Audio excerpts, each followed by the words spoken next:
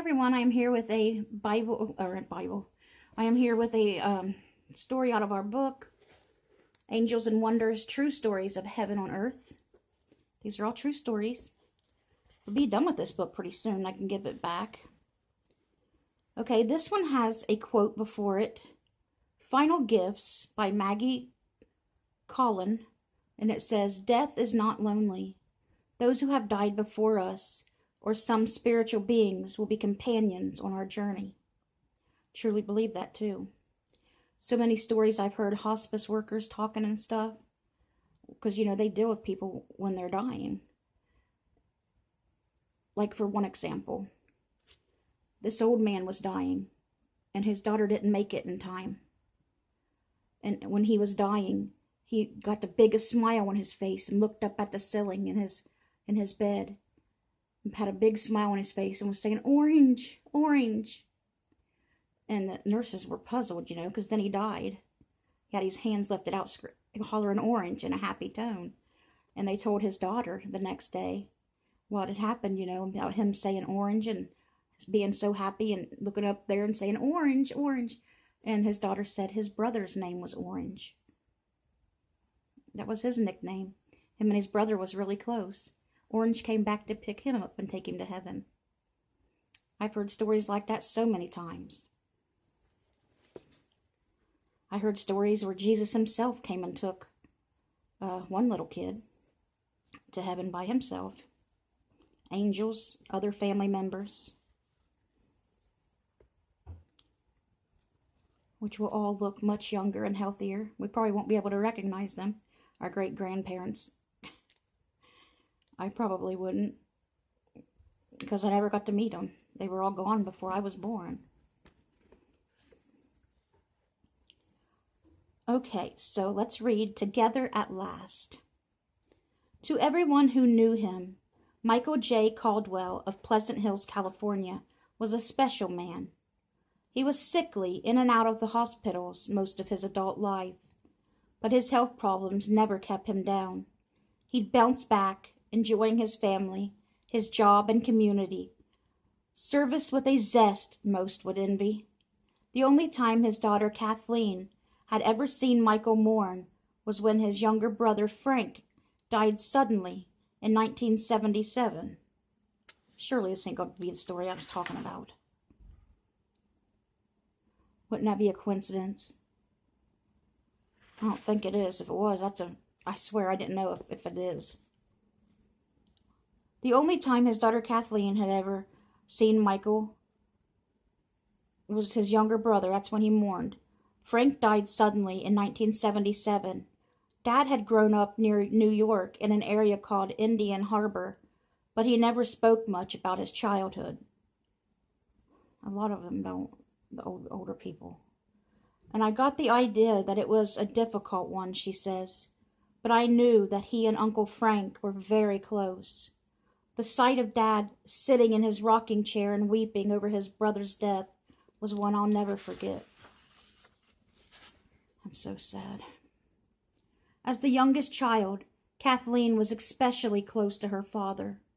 That was why when he phoned her on December 3rd, 1991, and asked her to take him Christmas shopping, she knew something was up. Because of his illnesses, he no longer drove, Kathleen explains. But like many men, Michael never shopped for any holiday in advance. "Dad," Kathleen teased him, "aren't you a little early? After all, you've got almost 3 weeks." Michael's answer was significant. "No, I haven't," he said slowly.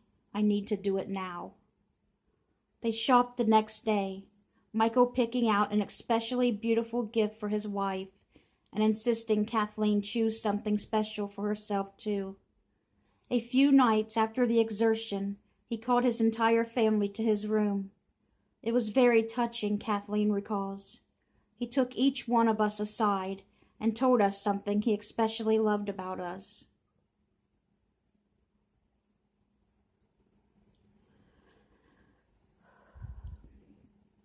Her father was impatient because he couldn't get a tape recorder to work. I fixed it for him, and when it was time to leave, He walked me outside and stood waving at me until I drove over the hill. He had never done that before. He knows. He knows he ain't gonna be here much longer. He can feel it. He has to know. The night Michael stayed up late recording his life story for his 3-year-old grandson Andrew.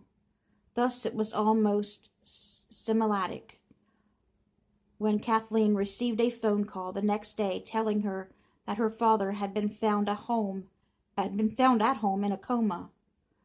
A things to do list near him, with almost every item checked off. He was now in the hospital, and the family gathered at his bedside. However, although Michael's condition was serious, he rallied and regained consciousness.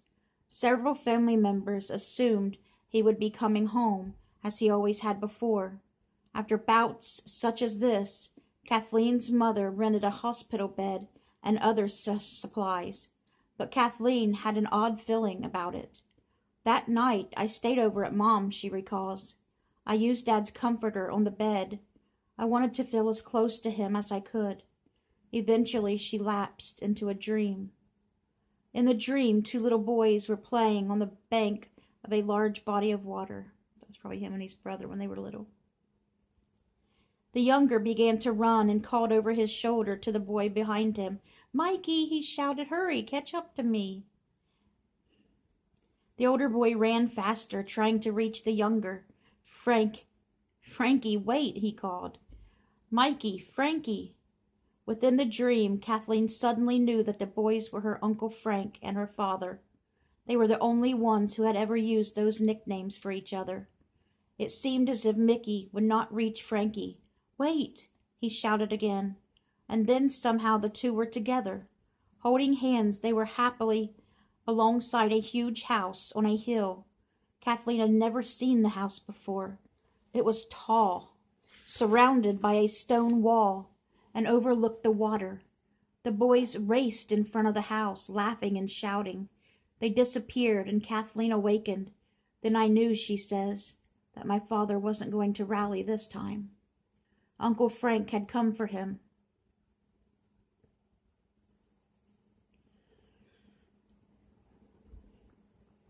And Dad was going to be with his brother in heaven. Michael was alert for another day, smiling and peaceful, still telling everyone how much he loved them. He was happy and yet distracted, as if part of him had already left the bonds of earth. That evening he died. During the following year, Kathleen left an insistent pull to go east and retrace her father's roots. Surely her cousins would know more about the Indian Harbor House, as her father had called it. In December of 1992, she finally made the trip. Her large Irish clan was happy to see her, and after visiting for a while, she broached the subject with a cousin. "I want to see where Dad grew up," she told him. "Then you shall," he promised. They went on the following day to Greenwich, Connecticut, to a spot on Long Island Sound. "This is Indian Harbor," her cousin explained. "But where?" Kathleen looked out over the blue water, and her heart seemed to stop. There was the house, the exact house she had seen in her dream, huge, overlooking the water. "It's not a residence any more," her cousin was saying, pointing, "but that's the place where your father lived." Kathleen remembered the high stone wall, the long side yard where the 2 little boys had run. Everything was exactly as she'd seen it in her dream, but she had never been there before, nor had she known of this house or seen a picture of it. "I feel that through my dream my father and uncle sent me a message from heaven, that they are together and happy," she says, today. Andrew dreams about his papa all the time, even though he is really too young to remember him, and some of my cousins also have had visions of both men. Once Kathleen dreamed she was in church. On the altar was her father, radiant, in full vestments, holding up a chalice, the symbol of life. "My father will never be gone as long as we remember him," she says, "and I believe he will keep coming at special moments to bring us comfort and to let us know he is still near." Good night, everyone.